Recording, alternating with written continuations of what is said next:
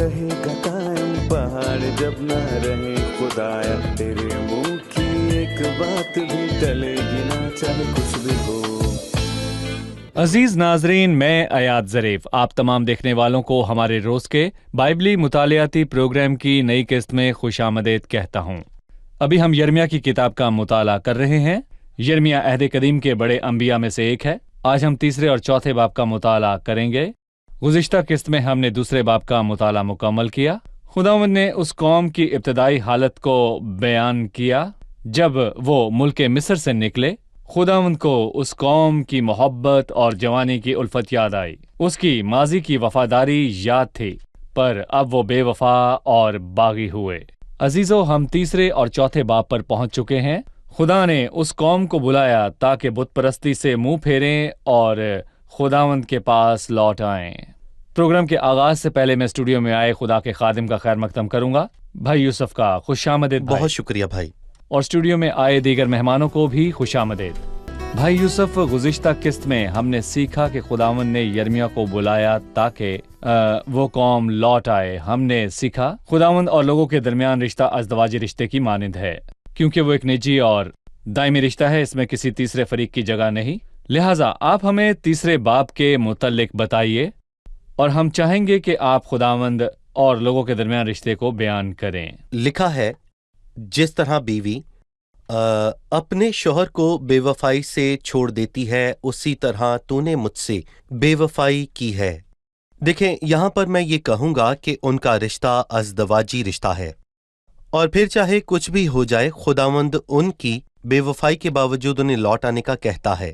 تیسرے باب میں 9 مرتبہ لوٹ آنے اور واپس آنے کے الفاظ ہیں، اور چوتھے باب کی شروعات میں بھی ان کے لوٹ آنے کا تذکرہ موجود ہے۔ اور پھر بائبل مقدس میں لکھا ہے، اے اسرائیل، اگر تو واپس آئے تو خداوند فرماتا ہے تو آوارہ نہ ہوگا۔ خداوند نے اس قوم کو پکارا، اور جس طرح ایک سپاہی جنگ سے واپس آتا ہے تو اس کو سزائے موت دینے کی بجائے، اس سپاہی کو اگر یہ کہا جائے کہ اگر تو واپس جنگ میں جائے گا تو تجھے معافی ملے گی، یا ایک بے وفا بیوی اپنا گھر چھوڑ دے تو شوہر کہے کہ اگر وہ واپس آئے گی تو اسے معافی ملے گی، اور کوئی اگر اپنے کام پر بنا بتائے چھٹی کرے تو اسے کام سے نہ نکالیں، اور اگر ایک طالب علم بار بار فیل ہو جائے لیکن اس کو دوبارہ سے موقع مل جائے تو میں کہوں گا یہ شاندار بلاوا ہے۔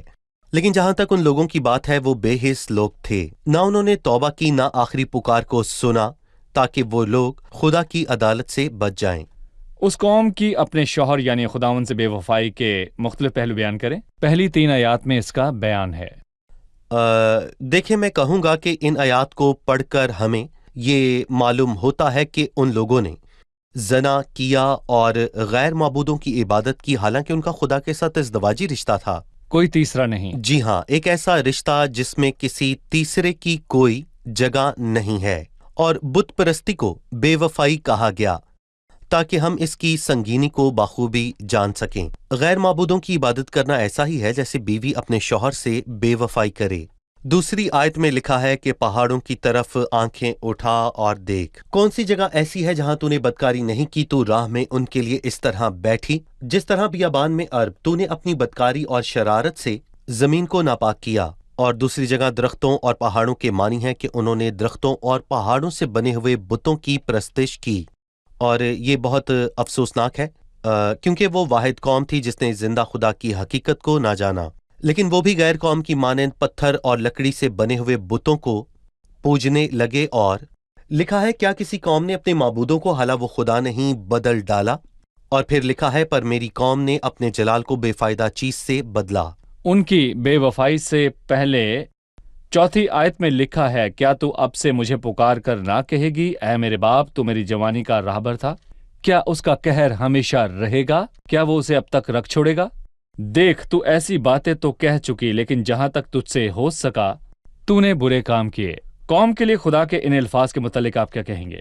خداوند نے ان کو پکارا، وہ ان کو معاف کرنے کے لیے تیار ہے، اور میں کہوں گا کہ اگر وہ لوگ توبہ کر لیتے تو خدا ان کو معاف کر دیتا۔ مطلب لوگوں کی بے وفائی اور خدا کی وفا۔ جی ہاں، خدا کی وفا اور لوگوں کی بے وفائی، اور خدا ہمیشہ وفادار رہا، اور پالوس نے یہاں پر بڑی اچھی بات کہی، کیا ان کی بے وفائی خدا کی وفاداری کو باطل کر سکتی ہے؟ ہرگز نہیں، بلکہ خدا سچا ٹھہرے اور ہر ایک آدمی جھوٹا۔ اس کا یہ مطلب نہیں کہ خدا تربیت نہیں کرتا، بلکہ یہ بھی خدا کی وفاداری ہے، کیونکہ خدا قدوس ہے۔ صحیح۔ 6 تا 11 آیات میں 2 بے وفا بہنوں کا ذکر ہوا، اسرائیل اور یہودا، یعنی شمالی اور جنوبی سلطنت۔ ہمیں ان 2 بہنوں کی بے وفائی کے متعلق بیان کریں۔ دیکھیں، سلطنت کی تقسیم کے بعد پہلے بادشاہ یربام بن نبات کے وقت سے ہی شمالی سلطنت کے سارے لوگ ہی بت پرستی کا شکار تھے، اور سلیمان بادشاہ کی وفات کے بعد یربام بادشاہ نے اسرائیل سے گناہ کروایا اور سونے کے 2 بچڑے بنوائے، ایک شمال میں اور ایک جنوب میں۔ اس نے لوگوں کو یروشلم میں نہ جانے دیا، اسے اپنے تخت کی پرواہ تھی، اور خدا نے یربام سے کہا کہ اگر تو میرے راستوں پر چلے گا تو میں تیری سلطنت کو قائم کروں گا۔ پر افسوس کے لوگوں کی وفاداری کو جیتنے کے لیے اس نے لوگوں کو یروشلم جانے سے منع کیا، تاکہ اور ان کا دل یروشلم کی طرف جی مائل نہ ہو۔ بالکل، یہ اس کے اور اس کے خاندان کے لیے تباہی تھی، اور خدا نے بڑی بہن یروشلم سے کچھ بھی باز نہ رکھا، اور اس کے بعد اس نے سب سے بڑے نبی کو ان کے پاس بھیجا۔ ایلیا نبی شمالی سلطنت سے تھا، اور میں کہوں گا کہ پھر اس کے بعد الیشا آیا، اور خداوند نے ان کو لوٹنے کا کہا، پر افسوس انہوں نے ایسا نہ کیا، اور حزقیاہ نبی اور یسایہ نبی کے ایام میں وہ اسور میں اسیر ہوئے۔ اور پھر دوسری بہن یعنی کہ یہودا نے بے وفائی کی تھی، اور پھر وہ بابل کی اسیری میں گئے، اور اسی لیے یرمیا نے لوگوں سے درخواست کی کہ وہ واپس لوٹ آئیں۔ خداوند نے ان کی عدالت کی، اگر وہ توبہ کرتے تو خداوند ان کو بچانے کو تیار تھا۔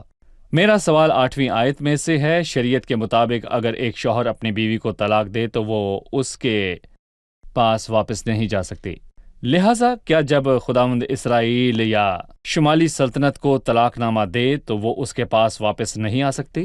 یہ میرا خیال نہیں ہے، کیونکہ شمالی سلطنت خدا کے ساتھ ازدواجی رشتے میں واپس نہیں آئے گی۔ اس کی دلہن یروشلم بلکہ باقی بچنے والے 2 قبائل ہیں۔ شمالی سلطنت ازدواجی رشتے کے طور پر نہیں لوٹے گی۔ ان کے ساتھ یہودا کی جی سلطنت بالکل، ہوگی، جی ہاں۔ یعنی جنوبی سلطنت۔ مجھے اس پر اپنی رائے دیں، اور خداوند نے مجھ سے فرمایا برگشتہ اسرائیل نے بے وفا یہودا سے زیادہ اپنے آپ کو صادق ثابت کیا۔ یہاں زیادہ صادق ہونے سے کیا مراد ہے؟ یعنی اس سے یہ مراد نہیں کہ ان کا برتاؤ درست تھا، بلکہ وہ یہ بتانا چاہتا ہے کہ یہودا کا گناہ اسرائیل کے گناہ سے زیادہ بڑا اور سنگین گناہ ہے، کیونکہ جو خدا کو جانتا ہو اس کا گناہ اس سے بڑا ہے جو خدا کو نہ جانتا ہو۔ مثال کے طور پر اگر کوئی ہندوستان میں پیدا ہوا ہو اور اس کے ماں باپ گائے کی پوجا کرتے ہوں، وہ مجھ سے زیادہ صادق ہے۔ جی وہ زیادہ صادق ہے اور میں زیادہ شریر، کیونکہ میرے پاس زیادہ تعلیم ہے۔ اور میں یہاں پر یہ کہوں گا کہ یہودا میں ہیکل، کاہن اور زیادہ تعلیم تھی، اور ان کے پاس خداوند کی عبادت کرنے کے مواقع تھے تاکہ خداوند کے ساتھ رشتہ قائم کریں، جی بالکل، لیکن وہ ناکام ہوئے۔ 14ویں آیت ہے، خداوند فرماتا ہے، اے برگشتہ بچوں واپس آؤ، کیونکہ میں خود تمہارا مالک ہوں، اور میں تم کو ہر ایک شہر میں سے ایک اور ہر ایک گھرانے میں سے 2 لے کر سیون میں لاؤں گا، اور میں تم کو اپنے خاطر خواہ چرواہے دوں گا، اور وہ تم کو دنائی اور عقل مندی سے چرائیں گے۔ خداوند اپنی پسند سے چرواہے بھیجتا ہے تاکہ اس کے لوگ اس کے پاس واپس آئیں، پر بہت مرتبہ خداوند نے ان کے بیچ جھوٹے چرواہے اور جھوٹے استاد بھی بھیجے، لوگ ان کے پیچھے بھاگے۔ آج بھی ایسے استاد موجود ہیں۔ خداوند نے یشوع کے ایام کی طرح کیوں نہیں کیا کہ اسی وقت پر اکن کی عدالت کی، یوں اس کے لوگ بھی اس کے پاس واپس آ جاتے۔ بہن میری کا سوال ہے کہ خدا یشوع کے دنوں کی مانند بدی کی عدالت فوراً کیوں نہیں کرتا؟ یوں برائی کیوں پھیلے گی؟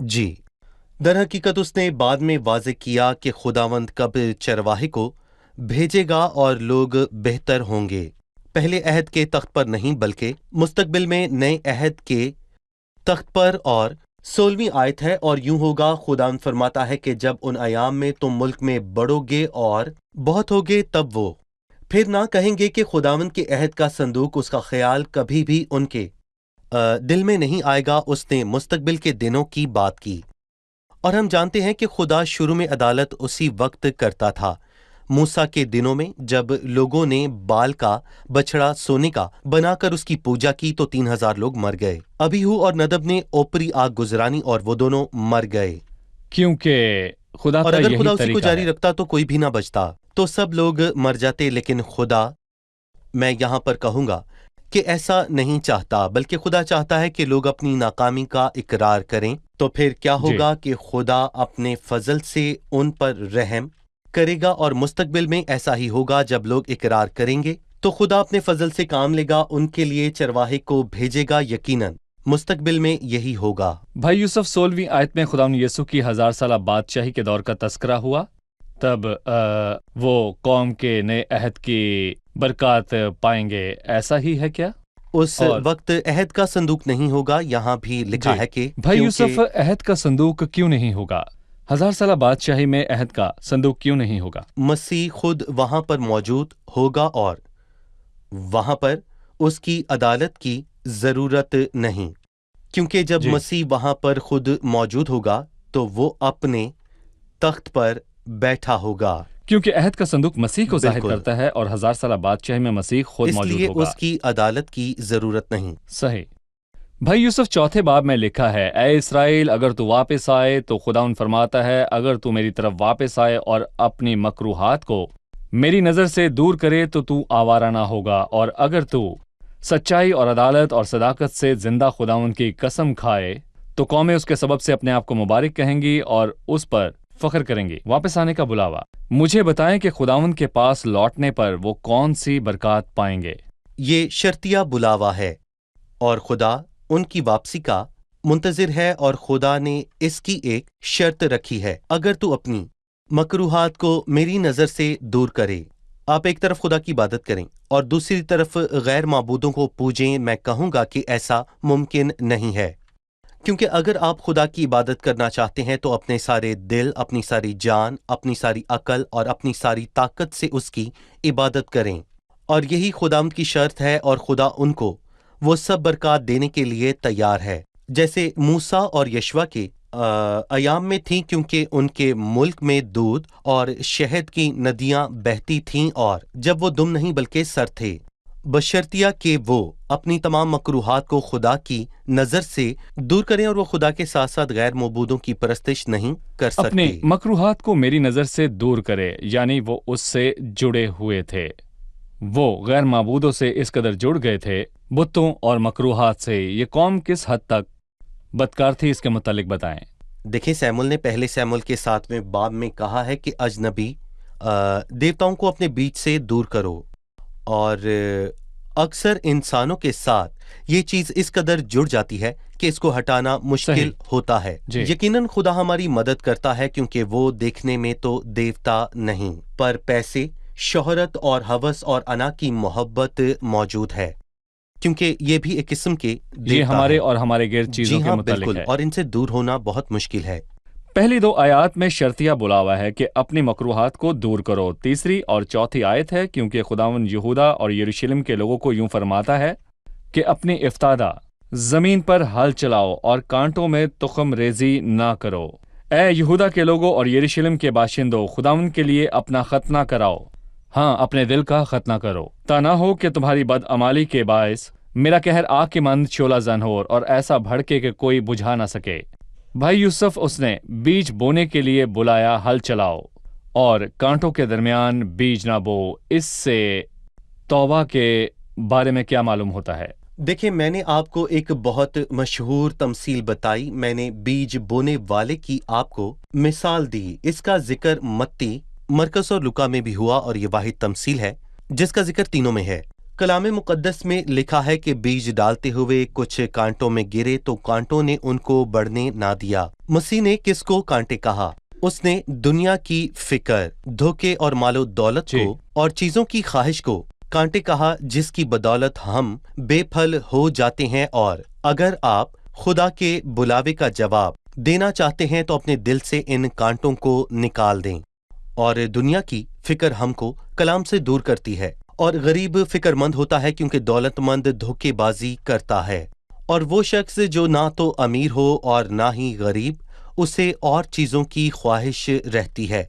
इसलिए मैं कहूंगा कि अपना बीज कांटों के दरमियान हरगिज ना बोएं, क्योंकि उसका कोई फायदा नहीं, क्योंकि कांटों की वजह से आपका बीज फल नहीं देता।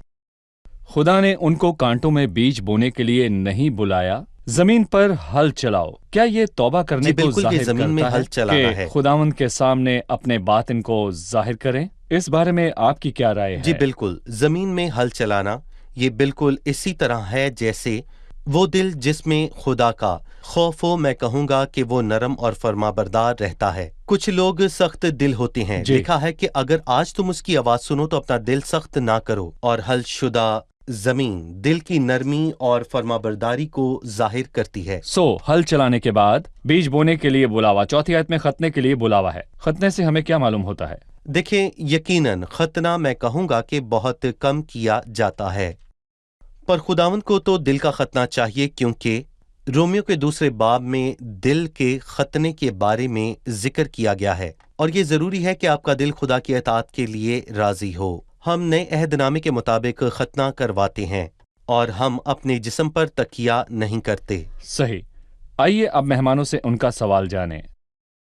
7वें आयत के मुतालिक बताएं, शेर बब्बर झाड़ियों से निकला और कौमों के हलाक करने वाले ने कूच किया है। वो अपनी जगह से निकला है कि तेरी जमीन को वीरान करे, ताकि तेरे शहर वीरान हो और कोई बसने वाला ना रहे। यहाँ किस बारे में बात हुई? 7वीं आयत में कौन शेर बब्बर तबाह करने को निकला है? देखिए, दानियल की किताब के 7वें बाब में दानियल ने एक रोया देखी जिसमें 4 जानदार और 4 हैवान थे, और उनमें से पहला बब्बर शेर की मानंद। और हम जानते हैं कि दानियल ने 4 जानदारों को देखा और ये चारों 4 सल्तनतों को ये उस जाहिर बुत की करती मानंद हैं। है। उस बुत का सर सोने का था, क्योंकि धातों में सोना सबका बादशाह है, और बब्बर शेर हैवानों का बादशाह है, और नबूकदनजर बब्बर शेर है जो कौमों को तबाह करने वाला है। शेर बब्बर निकला, ये हाल बहुत संजीदा है, इसमें बहस का वक्त नहीं। तबाही नजदीक है। इसलिए जल्दी करो, क्योंकि बब्बर शेर निकला है ताकि शहरों को तबाह करे। और खुदा ने बहुत बार यरूशलेम को तंबी की, पर उनके कान का खतना ना हुआ था और उन्होंने खुदा को ना सुना, और बेशक यरूशलेम तबाह बर्बाद हुआ। और यही 2 चीजें दोबारा दोहराई जाएंगी, और कलीसिया के आसमान पर जाने के बाद यही होगा। और इंसान ने अपनी बेवफाई के सबब खुदा की तंबी को ना सुना। आपने बताया कि शेर बब्बर शाह बाबुल की अलामत है। मेरा सवाल 10वीं आयत में से है, अफसोस ऐ खुदावंद खुदा, यकीनन तूने इन लोगों को और यरूशलेम को ये कहकर दगा दी कि तुम सलामत रहोगे, हालांकि तलवार जान तक पहुंच गई है। क्या खुदा ने उनको सलामती को बताकर दगा दी? दरअसल खुदा कभी भी दगा नहीं करता, और उसने झूठे नबी को उनके दरमियान आने दिया। उन्होंने कहा कि तुम सलामत रहोगे जब तक कि तलवार उनकी जान तक ना पहुंच गई। खुदा ने इसकी इजाजत क्यों दी? 5वें बाब के आखिर में हमें मालूम होता है कि झूठे नबी झूठ बोलते हैं और लोगों को ये झूठ पसंद आता है। और भाई अयाद, मैं यहाँ पर ये कहना चाहूँगा कि आजकल बिल्कुल ऐसा ही है, बल्कि कानों की कुजली के बाइस अपनी अपनी ख्वाहिशों के मुताबिक बहुत से उस्ताद बन गए हैं। और आज लोग झूठी खबरें सुनते हैं कि आप तौबा के बगैर ही सलामती और बरकत हासिल कर सकते हैं। और खुदा ने इसकी इजाज़त क्यों दी? क्योंकि लोगों को ये सुनना पसंद है, और जब तौबा करने और पाकीज़गी के मुतालिक बात करें तो लोग मुश्किल से सुनते हैं। भाई यूसुफ, आपने झूठी खुशखबरी का जिक्र किया, ये खुदा के कलाम के बिल्कुल उलट है। बिल्कुल ठीक है। हकीकी खुशखबरी के मुताबिक तौबा करने और ईमान लाने के बाद बरकत मिलती हैं, गुनाह में रहते हुए बरकत नहीं मिल सकती। क्या ये हकीकी खुशखबरी है या शैतान की खुशखबरी? उसने कहा कि उस दरख्त का फल खा ले तो तू नहीं मरेगा। सही।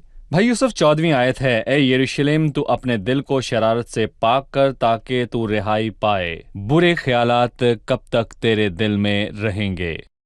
उसने बुलाया कि उनके दिल धुल जाएं। यरूशलेम का दिल किस तरह धुल सकता है?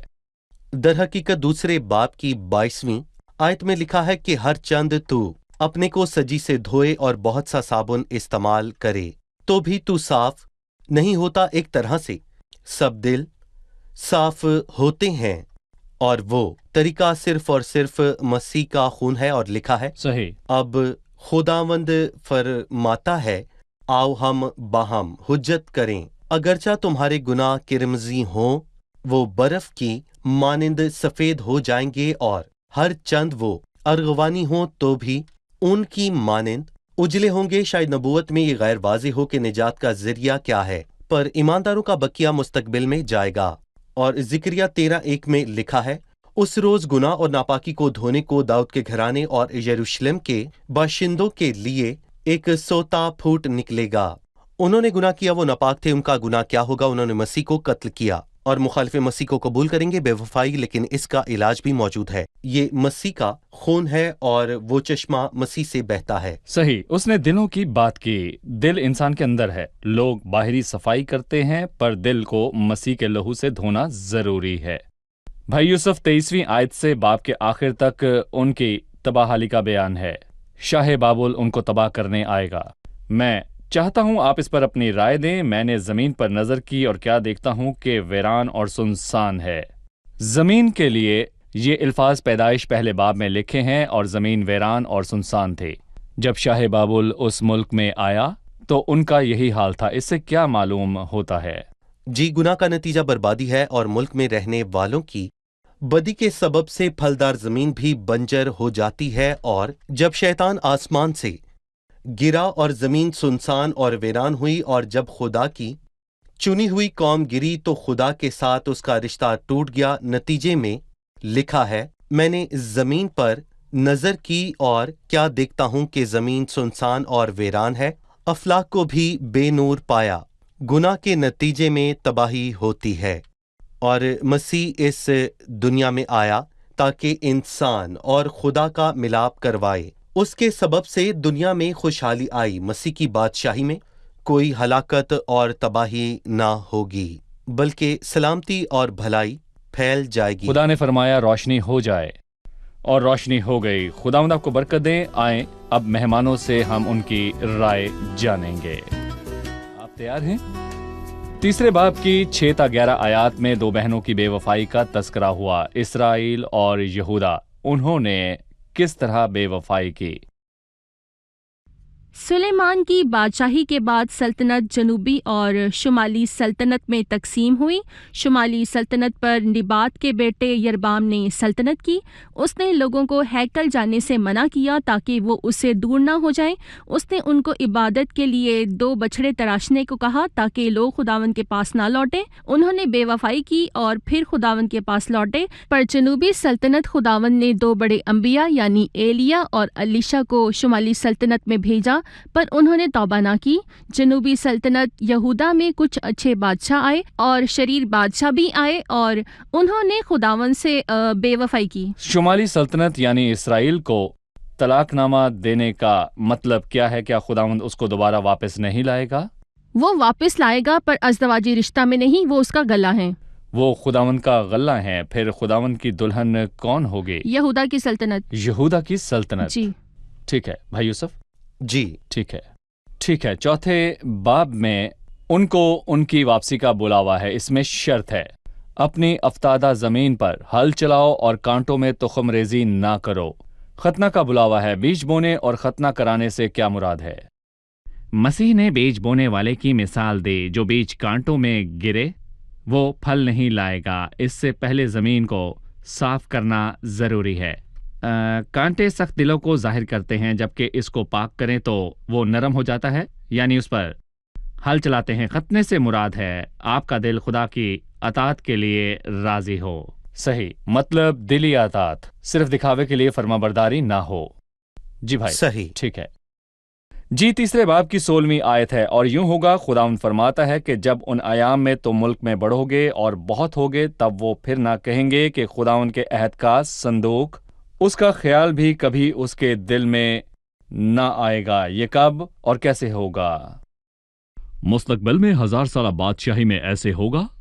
खुदावंद के संदूक की जरूरत नहीं क्योंकि वो खुद वहां मौजूद होगा। उसकी अलामत की जरूरत नहीं क्योंकि खुदावंद अहद के का बीच संदूक होगा। खुदावंद की अलामत है, वो 1000 साल बादशाही में मौजूद होगा। अजीज नाजरीन, चौथे बाब की 14वीं आयत में यरूशलेम के लिए बुलावा है।